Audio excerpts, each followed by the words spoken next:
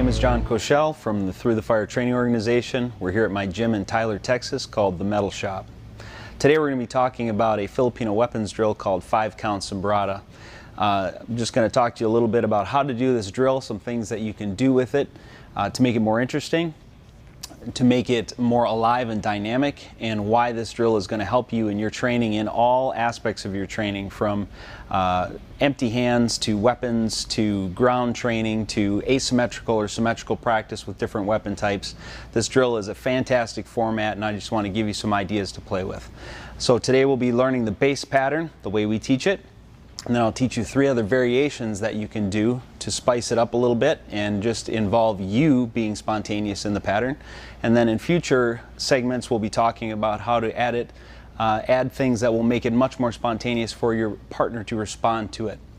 As I said, the drill Sumbrada, that word means counter for counter. So the idea with this drill is that you're going to learn things at a medium range, not a far range or close range, but at a medium range you're going to have attacks fired at you from 5 different angles, and you're going to learn to respond to those with a fixed pattern. What this does is it helps you to learn how to flow. It helps you to have educated eyes to recognize an attack and how it's coming at you, and it also ingrains in your muscle memory a proper response to that, followed with an immediate response or a counter. Okay guys, so now what we're going to do is we're going to learn the base pattern for 5-count Sumbrada. Again, Sumbrada means counter for counter, and these could be many different drills. There's many different variations. There can be a 3-count Sumbrada, a 4-count Sumbrada. This is a 5-count Sumbrada pattern, okay? So we're just going to give you the base of that right now. The drill is going to start out with Lee feeding me what we call an angle number 1. Now the key to remember here is we're feeding each other. We're not trying to attack each other. He's not trying to hit me. This is a cooperative training environment. That's the first key. The second key is we're going to always be at middle range. What we mean by middle range is Lee is able to hit my head or my body. Long range would be if he couldn't hit my body, but I can still hit his weapon hand. Here though, at middle range, I can hit his hand is what I'm going to do. I'm going to defang the snake. However, I also have to be able to employ my checking hand or my off hand, because even if I hit his hand here and the weapon continued through, he would still hit me. In long range, I don't need the checking hand, because if I hit the hand here, the stick will keep going. It won't actually impact my body. So when I'm right here, he's going to feed me the first angle. I'm going to hit the hand. In training, we put it right above the hand. This hand comes over the top of my stick, and I check. My body is, the stick is underneath my arm. My feed then, my counter to him, is to come straight across his belly, and right from there Lee's going to do what we call a drop stick deflection. His check hand here, and he pushes the stick down so that it carries past him. Lee is going to feed me here on an angle number 5, which is a thrust right to my stomach. Don't step in too close, Mr. Chapman. Right there, I am going to use what's called a low wing, or sometimes we call this an España, kind of similar to a bullfighting block. As I step my body off line, I push this out, and I check. From here I come back down on a number 2 angle. Lee steps up with a high shield, and right from there he comes down on top of my head. I pull the stick back, a roof block, step out to the side. Now the pattern is completely reversed. I start to attack Lee on the angle number 1. He does that inside deflection. He feeds me here. I step back with my drop stick deflection. Right from here I shoot the angle number 5. He steps up, feeds me the number 2. I give a high shield, and from here I go right back down on the top, and we start back on the same side. So that's one complete revolution of the drill. Okay, I'm not going to spend a lot of time going into the details of this. We can do that in later videos if you guys want to see that. But right now we'll just run through it a few different times so you can see it in a flow. Notice that we keep our legs bent, we're not standing straight up, and that we're moving our bodies from side to side. Okay? Notice that there's an immediate counter, but I'm not trying to smash or hit my partner, I'm feeding him. It's very, very important. This isn't competitive yet. Okay? So Lee feeds me here, and we'll just start to flow.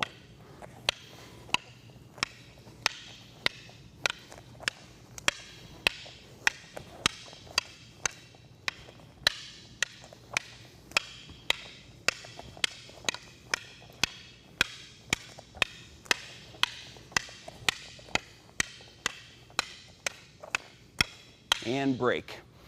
Okay, so now what we're going to do is we're going to add 3 different variables, a different way to move your stick, and a different way to use, if you were going to use a knife, you couldn't use exactly the same motion as you do with the stick. So, for instance, when we go into the base pattern, as Lee feeds me an angle number 1, This motion will work just fine with the knife. I can do that. That's not a problem. Okay? If Lee feeds me, or I'm sorry, if I feed Lee a number 1 and I have a knife, that works just fine. But when he feeds me this shot down here, it really wouldn't make sense for me to try to do this. It really wouldn't make sense if he had a short little blade in his hand and I had a stick, if I could use the stick for a second. If this is a short little blade here, it's going to be very hard for me to get this and I'm going to get cut. Okay, so what we want to do is take our stick and invert it like this, provide a base, hit this hand, and push this past my body like this. So it becomes a small shield here. So as Lee feeds me that shot, I'm going to just put the knife down, and I would use that, run his knuckles right into that, and push him down across like this. This also opens up the line for my immediate counter, as you see here. So as he feeds me that number 4, I feed, we go here, he parries that by. Now right from here, it wouldn't make sense when he feeds me that angle number 2 to lift my blade and try to high shield like this. It just wouldn't feel right. It wouldn't make sense. So what I'm going to do is as he counters, he comes up. Instead of trying to lift this here, I'm going to pivot around and cut the hand here on what we call an outside deflection. Okay, then I would come high, he does his roof block, and we enter back into the drill. Yep, drop stick. Now when he shoots this shot here, instead of trying to do that inside stepping block or that low wing, all I'm going to do is step outside, parry this, and gunting the hand. Then I feed, we continue on with the drill.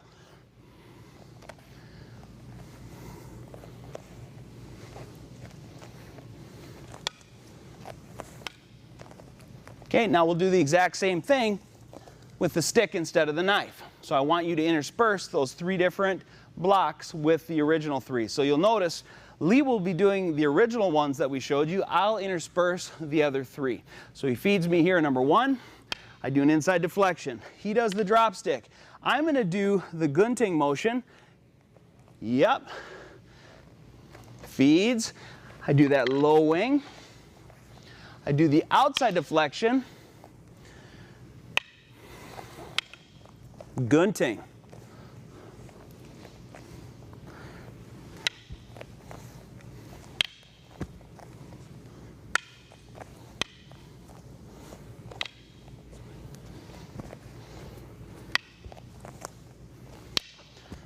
Now I'll go back and do it the regular way.